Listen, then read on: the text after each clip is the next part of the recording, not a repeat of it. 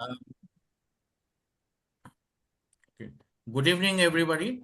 Good I would evening. like to request all of you to join, and I'll warm welcome to our consulting fraternity as well as all domain expert to be here in this occasion of knowledge sharing session, which will be delivered by Soumya Mukherjee, CMC.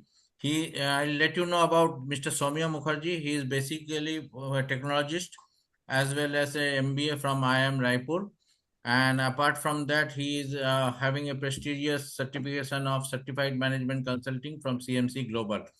So I'd like to request Mr. Mukherjee to deliver a lecture or take a session on the topic from risk to revenue, how security and piracy consulting transforming organization. This is the topic.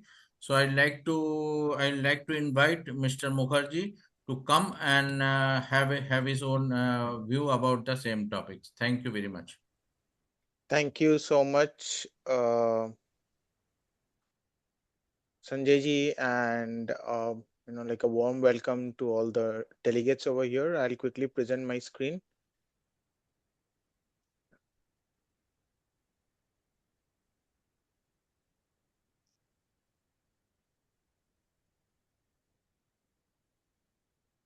So my screen is visible, right? Yeah, it's visible. Okay. Yes. Right. So I'll quickly start. So the topic that I've chosen for today is like from risk to revenue and how security and privacy consulting is actually transforming the organization. So over here, I'm going to actually cover the agenda and the topic that are mainly to understand how the business are getting impacted with the risk and non-compliances, and how consulting can actually help mitigate those risks, and what are the core consulting services that can be provided to the organization. What are the I'm also going to take up certain real world transformation case study, and also we can see how we can actually measure the ROI from cost to like to the growth. I'll move to the next slide. um, Over here, I think this is the current threat landscape that we are actually foreseeing. um, yeah, that we are actually foreseeing over here. So in this current landscape of threat landscape that we can see in the year 2025, we can see that the breach cost has actually increased a lot, because like recently if we see, there are like last year, I think it's been around 8 months or a year old news, where we have seen that a very famous company, CrowdStrike, who has actually their own product that is being installed in the Microsoft cloud, Azure cloud, and that has actually uh, like one vulnerability, and that vulnerability was actually not detected, which has actually created a huge impact, where the entire supply chain, then the travel logistic has actually come to an halted state. We have seen that people cannot board flights to that. So we can actually understand from that scenario that what are the breach costs. So each and every day, as we are moving into the cyber world, we are seeing that the breach has actually increased a lot. So the current breach cost that we see is around 4.88 million on an average. Also on the non-compliances, this is more on a technical point of view, that whenever you are setting up any business, now each and every business is actually moving to cloud. When we move to cloud, all the business, we are seeing that there are multiple non-compliances that are happening, right? Let's say from like a proper audit is not happening, there are the security and privacy based controls that are not being followed, the policies and also the laws are not being implemented properly. So from that point of view, we can also see that the non compliance fee is also actually increasing. And as you also know that we have now implemented GDPR in the region of the Europe. Over there, if any any technology that is being implemented, and like whenever we are working with data, if that proper data classification is not happening, then as per the law of GDPR, fines will be imposed. And also, as we speak of today, I think India has also come a long way, where now India has its own data privacy law that is also going to be implemented phase by phase, probably next year, starting 21st of November this year till next year. It is going to get implemented, and we also have a fee of around 250 plus crore. But as per GDPR, whenever a breach is happening, data validation, data segregation, data classification is not happening properly, we are seeing that the fines are also increasing. And all these things on, like if we see that, if like getting into a resolution is also taking on an average is around close to a year, because the business is at a such a large scale. So over here we will discuss on Sorry, Mr. the Soumya, your screen is not visible.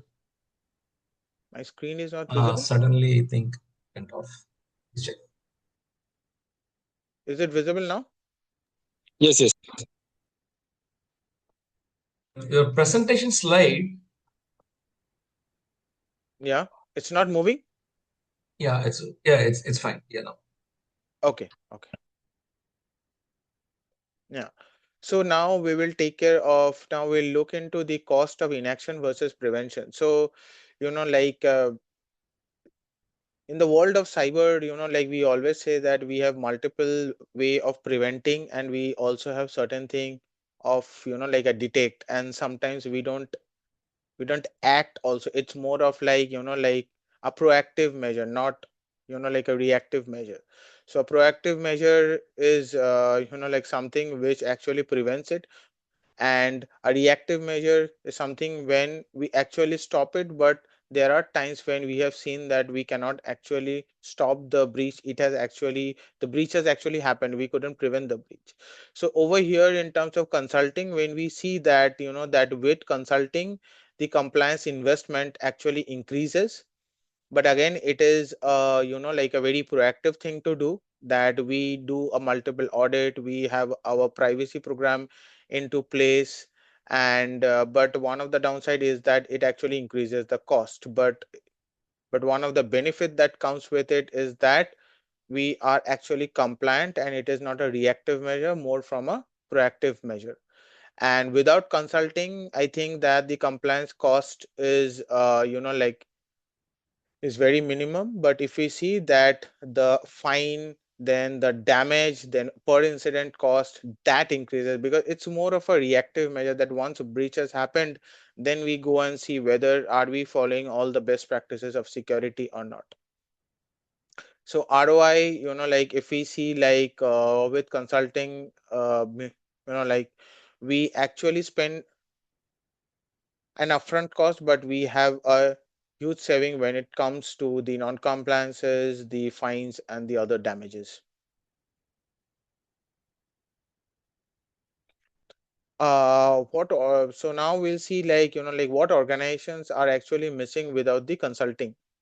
So like I've mentioned in the other slide also, that without consulting, and also I have seen myself, like when I'm actually working into the field of consulting, is that we come with lot of experience over here, right? And when we come with a lot of experience in consulting, it's not about seeing a problem from a lens of technical thing or only business. Now, like consulting has actually moved into tech as well as into management. It's more, like technical and functional. So what a consultant, like brings to an organization is that it brings an experience. It actually, and with that particular experience of a consultant, we can actually take certain strategy and roadmap for a future thing. We actually do a proper risk assessment of the particular business and their landscape, and also multiple frameworks are there in consulting which can be implemented to actually safeguard that organization. I think why consulting transforms organization. So over here we can actually like detect, and like the gap analysis has been done. We also perform the compliance roadmap, we perform the risk prioritization, we can also like align with the executive strategy of that particular organization. Over here we'll focus more on the global regulatory landscape and the risk zone. So like I have divided it into more of a high risk, medium, and an emerging. So what do you mean by high risk zone? So over here it's more of like the compliance burden that depends on where you operate. For example, if a business is actually operating from a European like union, we have GDPR over there. So obviously it is very high strict zone. uh, any data that you transfer has a law. You have to follow those particular GDPR guidelines whenever you're performing an international data transfer. You have to keep in mind what kind of data am I transferring, whether that particular zone has a legal authority to have that data, what is the data retention, and if all these things are not in place, fines will be imposed, right? So that's why I have created that as a very high risk zone.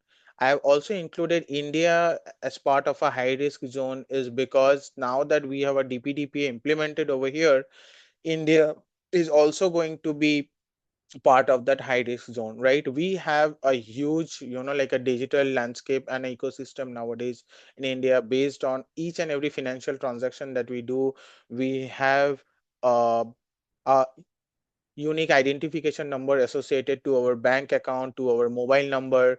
So but we have also seen in India how data is actually being sold in the black market, how data manipulation happens. So nowadays, let's say for example, if we go in India to any shopping mall, it's a very common practice that instead of giving us a physical receipt of a bill, they normally tend to say that like, give me your mobile number and I'm going to send you uh, a soft copy of the bill over there. But if you see the DPDP Act, it says that it's not mandatory for any establishment to do any sending bill or any transaction via your mobile number. So again, if those sort of things are being happening, which are happening, uh, is going to stop. And if it is not getting stopped, then uh, as per the law, as per the action, it is going to get implemented, and like fines will be imposed. Now I have kept the medium risk, which is a growing zone, is more on the Asia Pacific as well as on the USA. USA works on a very different way. United States, it doesn't have any particular privacy law for the entire country. We have law each basis each and every state. One of the most talked about and where we have seen a very stringent privacy law being implemented is in California, which is known as a CCPPA, right? So that law, it also has like its own law. It's more or less entitled to GDPR, but there are certain geographic condition based on that, that is different. And also like certain like fines will be actually imposed. And if we see on Asia, I think Singapore PDPA is like very famous one, and also we have seen a lot of cases over there in Singapore. उसके बाद जो and है अब नया मंदिर जो है कुछ भी हो भगवान सदैव रहते ही हैं इसलिए भगवान का नित्य सान्निध्य का इसीलिए हमें ऐसा देखना चाहिए अयोध्या के बारे में ऐसा देखना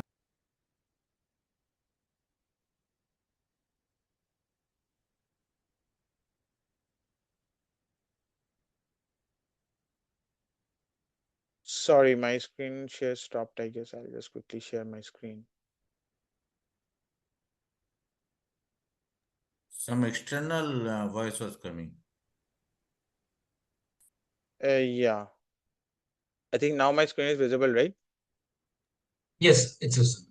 Yes, Right. yes. Okay. Okay. So I'll continue on the like on the medium risk zone that I have covered over here. Now I'll move on the emerging as well as on the evolving area, and one of the more evolving area is Brazil, as well as on the Middle East. Fine, Brazil has a very like a well defined a privacy law that is known as the LGBT. It is again inspired from the GDPR guidelines and law. And also we have a certain thing on the Kingdom of Saudi Arabia. We have few like privacy law over there. So based on all this like zone, I have regulated it on high, medium, and also on the emerging, the global regulatory framework, as well as the risk zone. Now I'll move into the 5 core consulting pillar. So the 5 core consulting pillars are risk assessment, compliance audit, strategy design, program execution. I think the 5th one has been missing over here, and that is more on the like the entire privacy program management, right? How well we define. So like I have discussed also in my previous slides over here, that what consultant bring is actually, whenever a consulting team comes, we see it from a risk assessment priorities, right? Whenever we have a business, we have certain security and privacy measures implemented over there. We first assess what are the risk over there, how well are we covered on our security control so that the risk can actually be mitigated, right? We also perform compliance audit that are happening quarterly, internal audit, external audit frameworks based on the information security audit, cyber security audit, all the like the latest frameworks and standards are being implemented. There is a proper strategy design and a roadmap that a business, whenever we have a business, that what is the roadmap, like like a 3 years, 5 years down the line, what is the strategy that we are going to take up so that we can say that our business is secured. Right now I have been working in with one of the most famous US bank, and I'm actually part of that particular strategy design, where I am ensuring that you know we don't do any sort of a manual work, right? It's not like I can log into the console. We work on the identity space, we work on the access management space, who should get access, very limited access based on the role, how often are we like defining those strategy. Also on the program execution is that like we have a huge PMO team who works on starting to the initial to the ending phase of the entire program, step by step, implementing, monitoring, seeing the transition, making the entire handover smooth. And also on the privacy program management, implementing all the privacy laws, making sure that whichever geography we have our own data center, we are following the laws over there. Data transfer, data classification, data minimization, all these things are being taken care.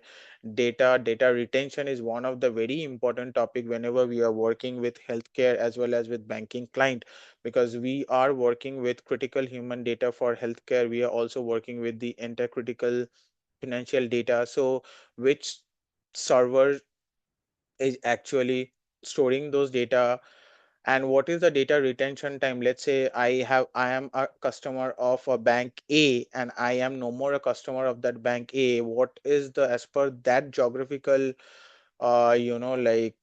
particular data center where it is actually located, my data, what is the retention once I'm not a business, like once I'm not doing any sort of business with that particular company. So that's one of the most important thing that we have seen in data retention space.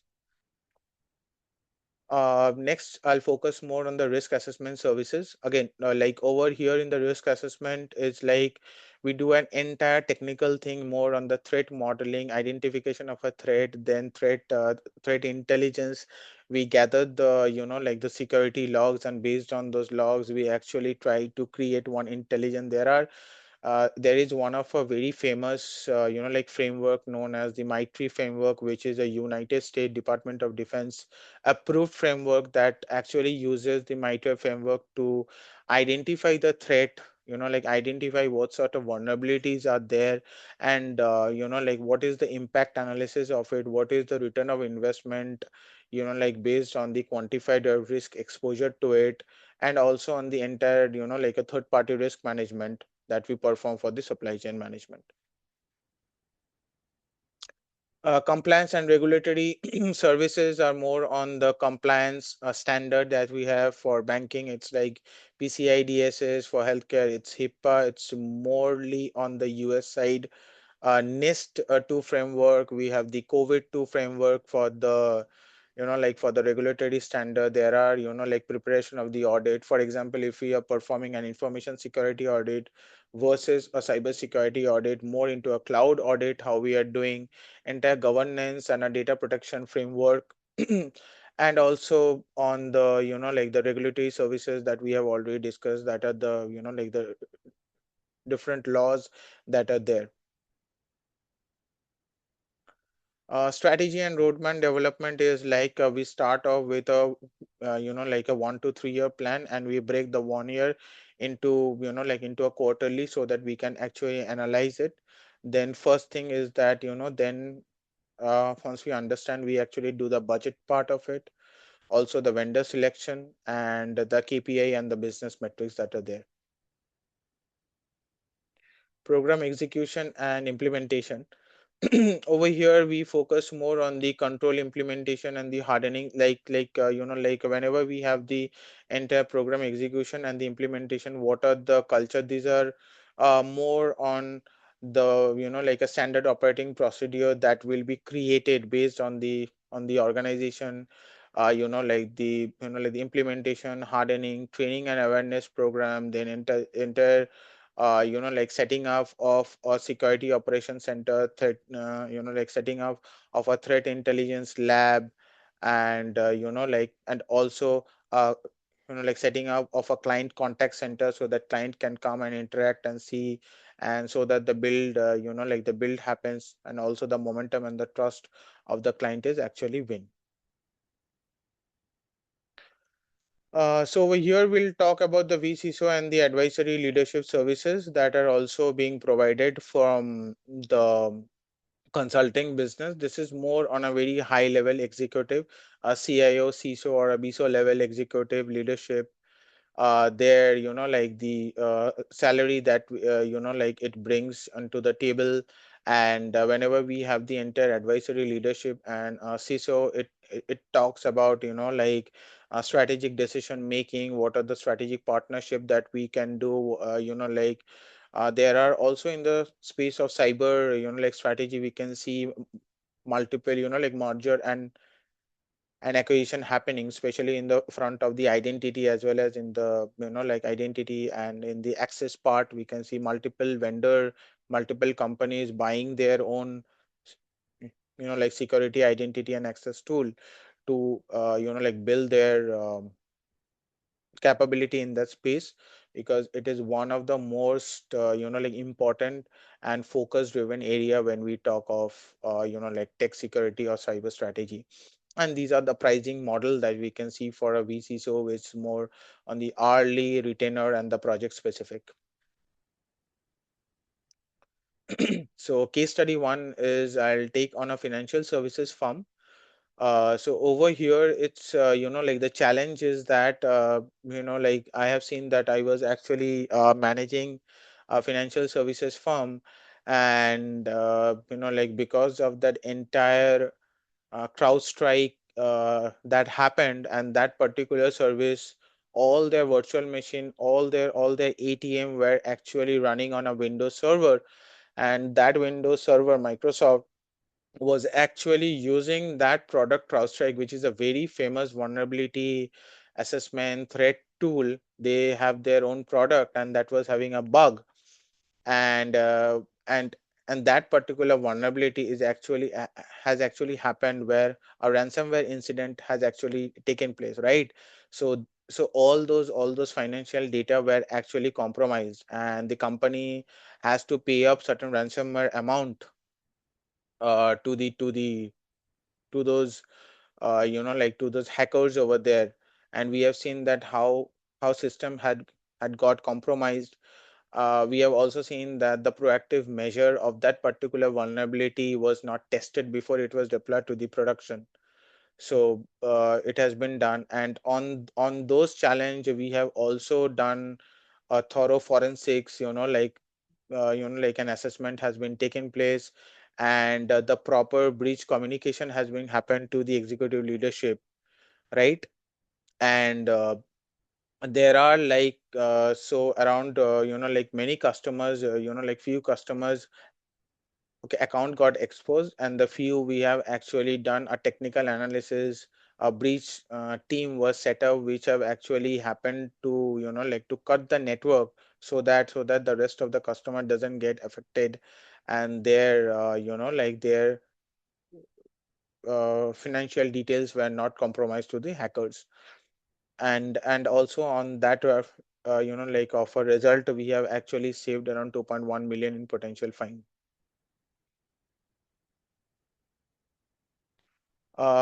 Case study 2 is on a healthcare provider. We have seen that healthcare provider, they normally use for the US sector is HIPAA compliant or not. So healthcare, whenever a patient is going to a particular hospital, they have all the medical reports and all. And so what happens is like there was like no privacy governance over here, right? Again, when we talk of this is like the data classification was not done to understand the particular data sensitivity was not performed well, and there was no audit happening, right? And when I say no audit happening, it was more on the external audit, right? That was not happening, and there were many non-compliance. So these are all technical things based on which there are like critical findings, and that particular patient data got exposed to the outside world. It so like what happens is that patient data are normally stored into a storage box, and if that particular storage has a public access, your data is actually easily visible. So no privacy governance means that there was no proper access control in place, so that my data is in a cloud, uh, and if you all have the link, you all can actually see what is my prescription, what does the like the test results say. Ideally my that link should have an uh, a credential to log in for that particular patient. So like based on this particular challenge, we have formed a 12-month of an engagement in a consulting situation where privacy controls were plain. Again, training and awareness sessions were actually implemented, and we have also like done a, a full external audit to actually fix those non-compliances. And the result is that that we have now a compliant like environment over there. And on the case study 3 is on the tech startup. This is more from the VCSO advisory for enterprise sales and compliance. Uh, right. So it's like when we hire a VCSO, like when we hire a CISO based on like based on the project demand, if it is a fixed term or a contract based project, so the CISO gets like charged based on that. But the main challenge for the CISO is that it is a startup organization, and the CISO is going to lay out the entire program of security and privacy from starting, making sure all the processes, compliances, regulatory frameworks, standard best practice awareness are being set up. And based on that, that particular startup will be fully like will be fully enabled to like start their operations and like continue their business. Next, we'll see the security consulting market leaders. Over here, there are like few companies who are at the top tier level of the global companies in the security consulting space.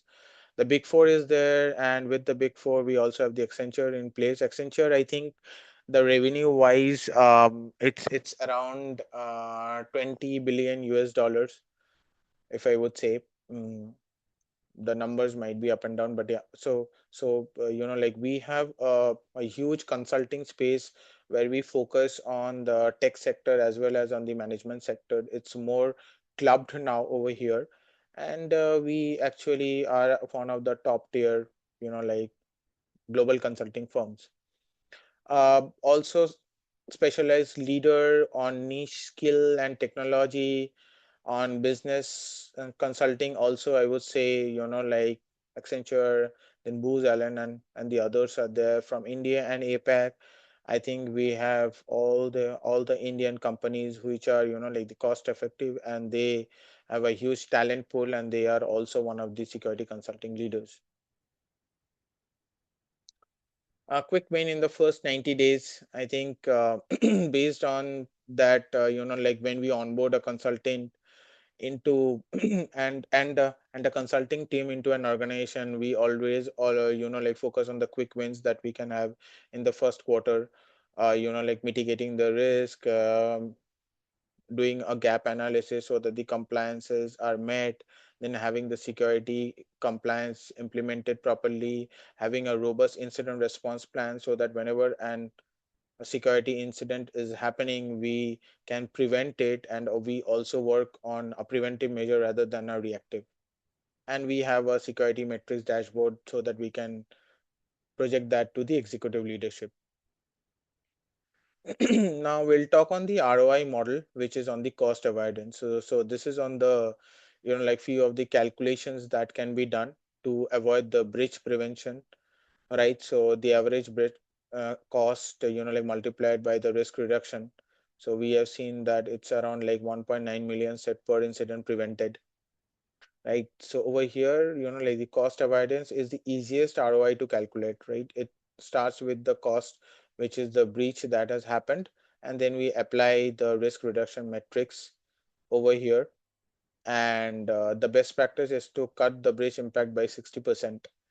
And we have all those, like the prevention and the regulatory fines that we have seen based on the compliance and the regulatory framework, and also the mean time to detect, right? And normally it used to take, like a year, and now it's, like to less than 5 hours in a day, so that, like a minimum time to detect the particular incident.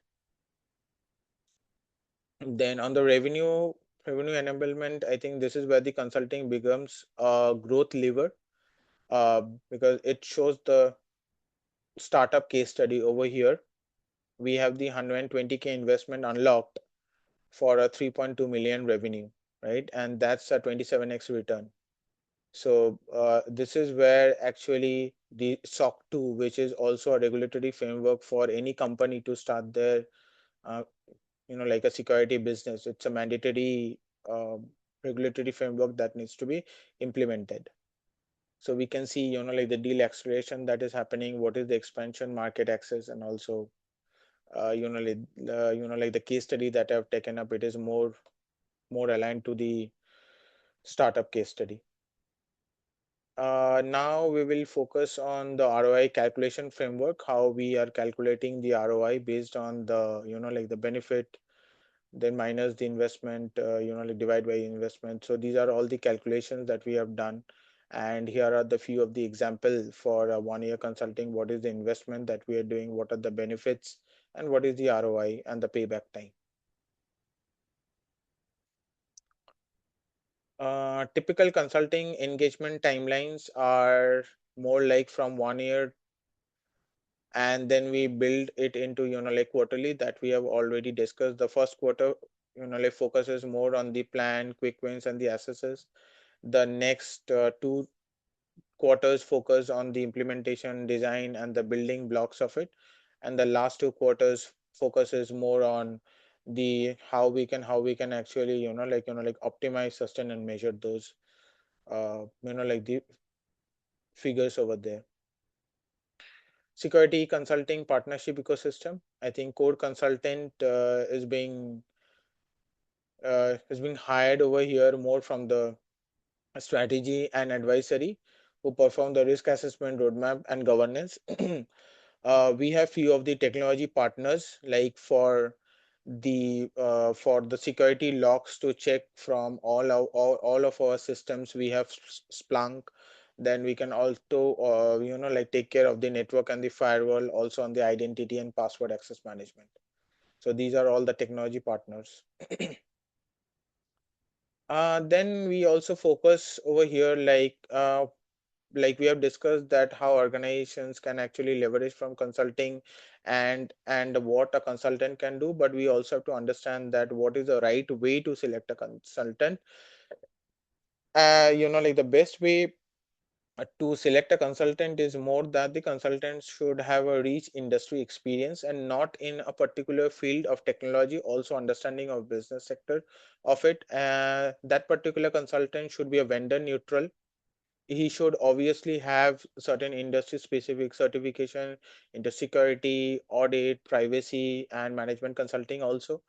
I should also understand the case study and the business impact, and also taking care part of like the financial, so that we get certain growth and revenue out of it, and also can easily executive communication, so that can communicate like to the executive as well as to the advisory board members.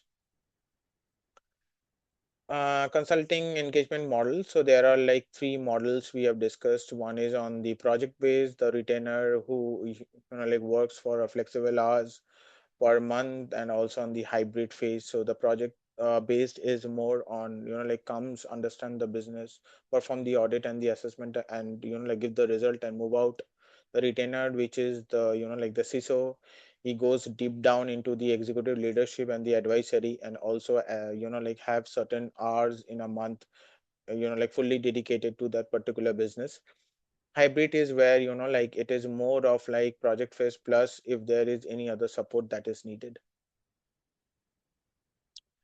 From risk to revenue, so the transformation strategies that we have is to identify, prioritize, and strategy. So first is that we have to identify what are the risks we have. Second is to prioritize which risk should be like mitigated first, and also prioritizing based on the critical high, low, medium standards, which are the very like the important industry specific standards to prioritize risk, and based on that we have to take the business like understanding of it, and we have to mitigate this. And then third is like how well we can strategize our entire roadmap.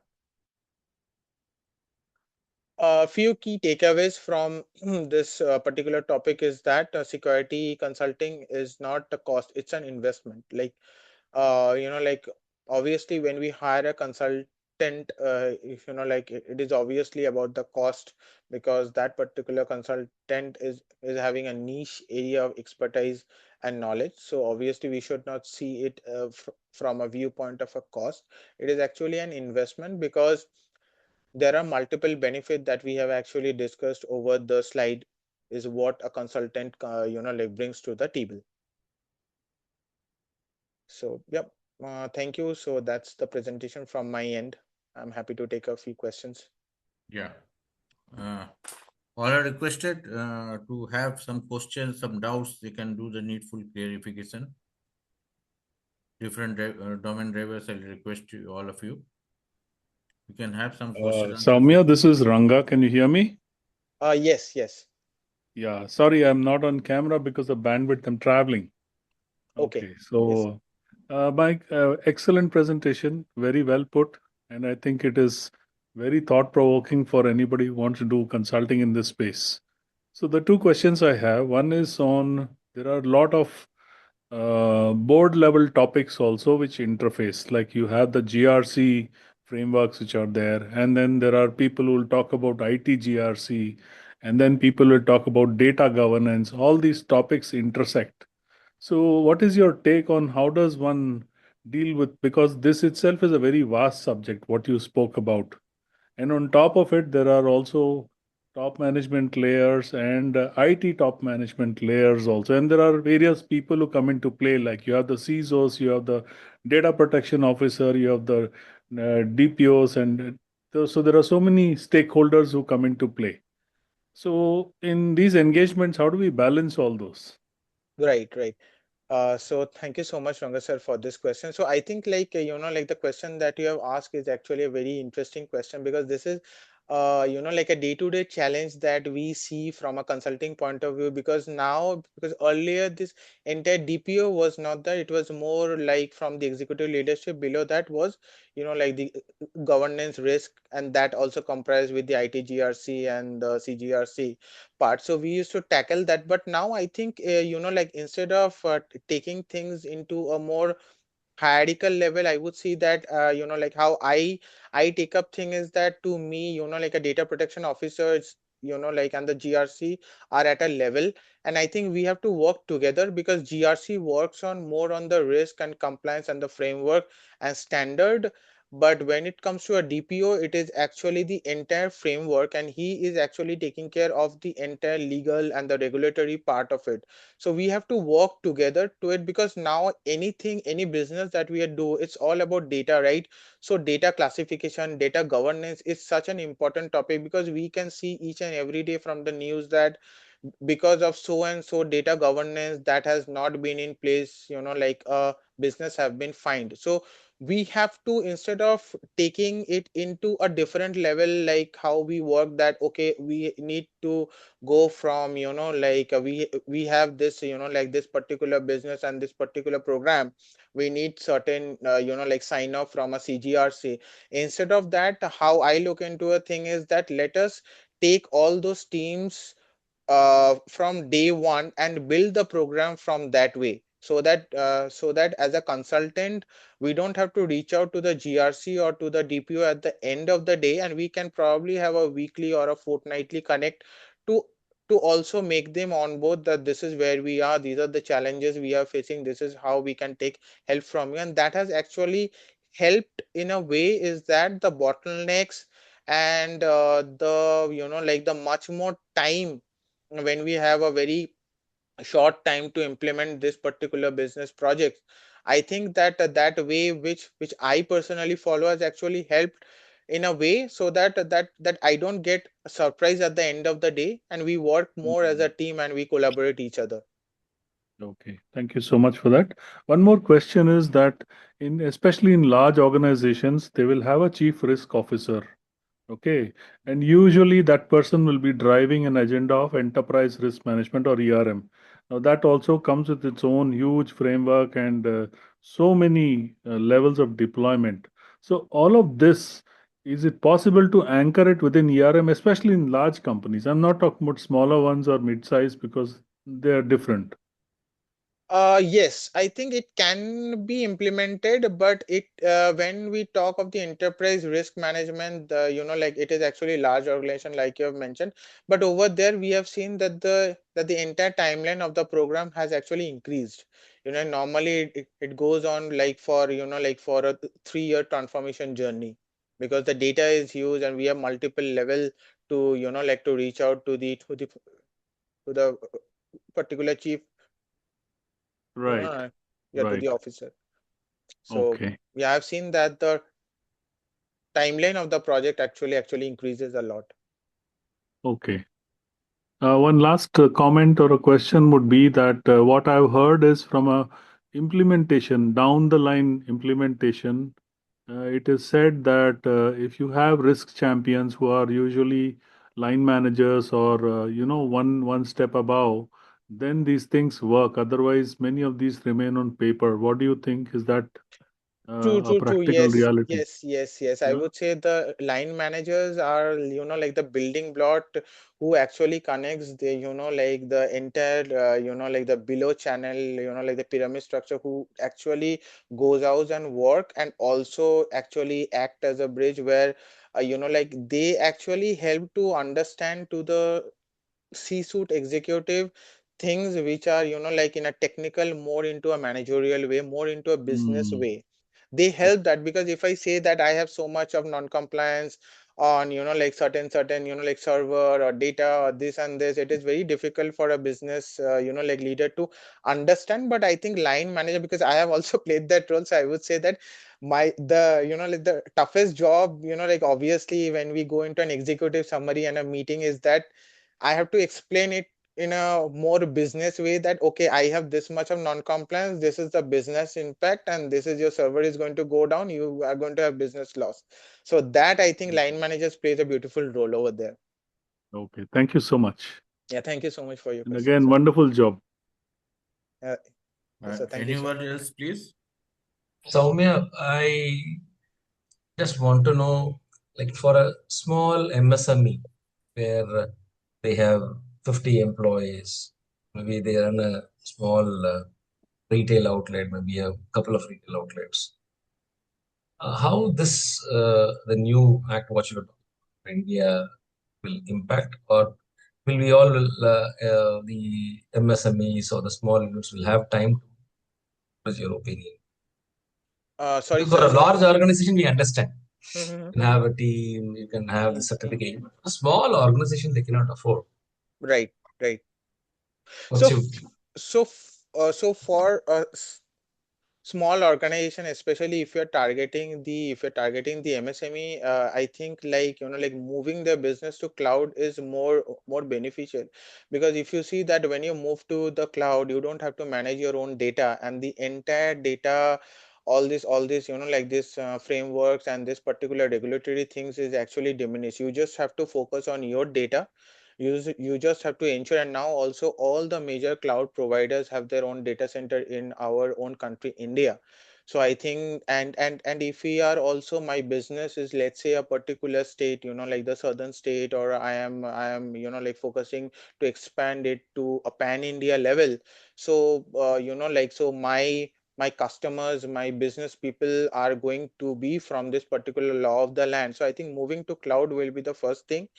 Ensuring MSME is that you don't actually overspend on cloud. So there is this entire cloud calculator that are there. You just have to hire probably one, like a FinOps, they say, like a financial operations guy.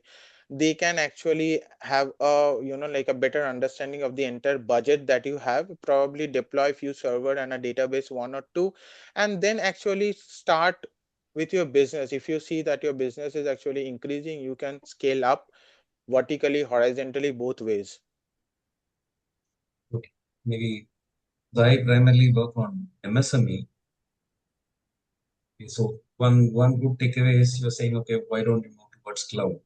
Yeah, They have the so the first thing is like to move to cloud, because like, and also now we have seen, like, be it a large or a MSME, especially on a large business, when we see on cloud, there is a debate that cloud cost has actually skyrocketed the on-prem cost. So correct. that is how, yeah, because that is what happens, like when you work on large, there are like multiple teams, multiple like level, multiple team will come out there with their R&D division and all, and they easily like go and provision their own like particular cloud service, and they try to use it, and the cost goes skyrocket. But like now I think cloud also on the entire user interface has actually changed a lot. It's very easy for a non-business person, sorry, a non-technical person also to understand that I have, this is my application which I'm hosting, this is my store, these are my itinerary, these are my inventory. Let me actually, you can also like, it's more of a, you can easily have like a static website that is up, let's say, from morning 8 to evening 8 p.m. in the Indian time, where a person can log in and buy groceries and can move out, and you don't like provide service like 24 into 7. So moving into that will be the first thing from a technical point of view. And then also, if as soon as we grow the business, that option of like growing is also like like much more easier for a particular MSME in cloud.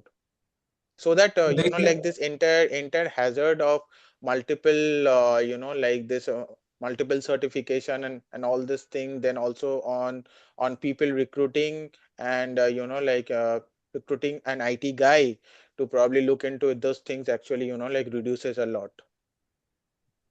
So that was one of the main costing. If you recruit for a small MSME, if you recruit whatever the competency you mentioned, that will be huge for the organization tools.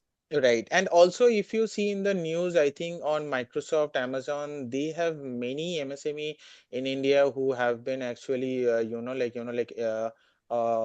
using their cloud as a business. Good, Soumya. Otherwise, it's good to hear your CEO presentation and latest what required as an organization. Yeah. Thank you so much, Anyone? Srinivasan. Thank you. Anyone else? No.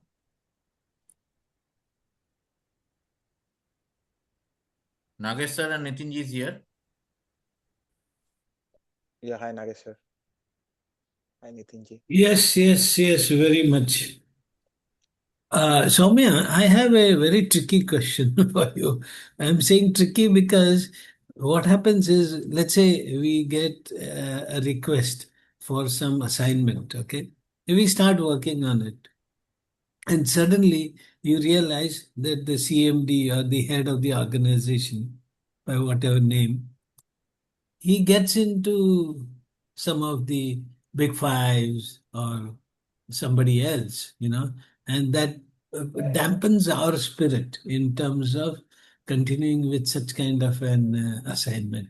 How do you handle this? I know, as I said, it's a little bit tricky, but your perspective. Yeah, I just want to, share you one thing. So there is like one of a banking client where I was actually part of the pre-sales and client oral. So the entire scenario changed where the business was actually going to a big four and it came to Accenture. So I think yeah, that is there actually, sir, to be very honest. But it's like how like how do I well put it? Like it's like the how sales speech you have and like how you try to convince things and the team that you have how like sometimes what happen is that to win a deal we actually sometimes go into and like commit more than we can deliver. So I think it's sometimes like like taking that hit and work like I don't have any specific answer how to do it. It's more of like how I did it is that it was it so we have a few like piece of service which is on the network security has actually moved to them, but it's more like how we want is that if you go to a big four they majorly work on the transformation piece and then they probably look out to the other like the typical like the service operator like solution integrator company to do the entire like the entire management of the particular business for over a period of 2 years, 3 years, or 5 years deal. So I think that is where I actually played the role for that particular business. That instead of giving them the entire project to transform, why don't we take it up? So that was like one of the challenge that I've taken, and we are now transforming and building that company. And also we have the another like a 3-year deal to actually like operate and manage and maintain their business. I hope Yeah, I have answered your question. I know every individual story would be unique and different. But that's why I said it's a bit tricky because Yeah. this happens. This happens quite a lot number of times, and it definitely affects our spirit in terms of going ahead and executing such a beautiful assignment. Because you start with a great energy, and then suddenly it's like the balloon bursting. Right, right. So true, sir. So true. I completely understand from where you are Yeah, coming. We have seen this happening. right, right. Anyway, thank you. Thank you so much. Yeah, thank you Yeah. so much. Nagesh sir, you do have anything to ask? Nagesh sir, are you there? If you're speaking, you're on mute. Yeah, he's muted, I feel. Anyway, so I do have an issue. Just I want to ask, Soumya, how do you, after the turnkey or non-turnkey project, Hmm. how do you handle this AMC or a performance guarantee of a particular project after the needful compliance of entire procedure? What is the provisions you have made, your company has made after the deliverables of the project, complete project? So if you want to see the metrics, so I think from the point of view of the industry or business, we have certain metrics that we actually publish to the client. There are which is a famous one, like the industry specific as the CSAT score, also as the another one is actually the NPS score. So these are like the few metrics from the uh, that we actually see that how well are we doing the entire management of the business, the operation part. And apart from that, I think it is like a continuous process internally to actually evaluate your like the business operation quarterly, like fortnightly, monthly, and all those things. Okay. Okay. Okay, fine. Thank you. Secondly, I want to ask what about the compliance strategies you do have? There are two type of compliance. One is statutory compliance, one is the technical compliance. Okay. Hmm. So are you looking after the technical compliance for the doing the needful procedures and explaining the technical viability of the product, something like that, before taking an assignment? Yes. We perform the technical operational both like the compliance measure. Okay. So do you have any drafted ready-made compliance procedure or ready-made Yes, we have the few, we have many like the tech- standard technical standard operating specifications? operating procedures are there for us. Okay, Yes, okay. SOPs are there. Okay, fine. SOPs are there. SOPs are there. And you are not looking after any commercial compliance or statutory compliance, right? Commercial compliance part, where we take care, it's more on the pre-sales, but we also have the entire contract management team where we have to take care of the financial part, so that like to see that this is the contract, this is the budget we have. Are we not like overspending the budget and all? So we have to work with that team. So that is a separate techno-commercial, techno-finance part, right? That is yes, that is a like a financial team who takes care of the Okay, financial, but we are from the consulting side, so we have to work with them. okay, okay, fine. So it's the integration in between the two for coming to a conclusion, right? They can feel in that way. Yes, because Yes, sometimes okay. what happens that Yeah, like great, we have a great. business and we are working, and there is a requirement from a client to, let's say, to like to upsell. So in that case, or when we get a new deal or a new contract, so we need to see how we can incorporate that, the budget that we have and all those things. So we have to work as a team with both the team. But there is Okay, a fine. like a separate team who takes care of the entire financial, like monthly, and the cost of the resources, the charging, also the cola we say, like basis on the India, US, and all. So definitely you are forming a group of that particular work for getting an assignment. You do have some person who are assigned with that work and you are coordinating among themselves to come to a conclusion. Is it okay? Yeah, yes, Okay, yes. fine. Now the third question is, in brief, I want to just know about TND and or LND procedure, what you are following. Suppose if you are a senior consultant, you want to train some junior consultant to come into the field and learn most of it. So he should have a practical knowledge in the work field, and then you are making him a consultant, or you are directly recruiting him as a consultant. What you are See, doing? when so as per industry, I think consultant, this particular designation on an average comes when a person is having minimum 5 years of experience. Below that, I think they are not consultant. They are more into the field of an associate or an analyst or a senior analyst. So consultant comes minimum with 5 to 6 years of experience in the industry. And also that person should not be only, so when we talk of consulting, that's what like I was discussing. It's not only that I am a technical consultant or I know only management consulting. You have to know each and everything. Sometimes like a little bit of all the things, understanding of like the technical, the business, and the other things also. Okay, fine. So minimum 5 years of Minimum experience five years of experience is they enough. should have Five in the to six, 5 to 6. work execution. They should have like a relevant experience Okay. of 5 to 6 years minimum to be In a that consultant. particular domain, and then only you are going to Then transfer particular him as a junior consultant, something like that, right? Yes. And under your guidance. Okay, great. Thank you, Soumya. I got a good clarification. I do have a very good insight about your project that you have shown that the clarification pertaining to the amount which you wish to do an expense before consulting and post consulting. That has also been maintained. This is a key takeaway for me and for us also. So I like Nagesh sir is left over.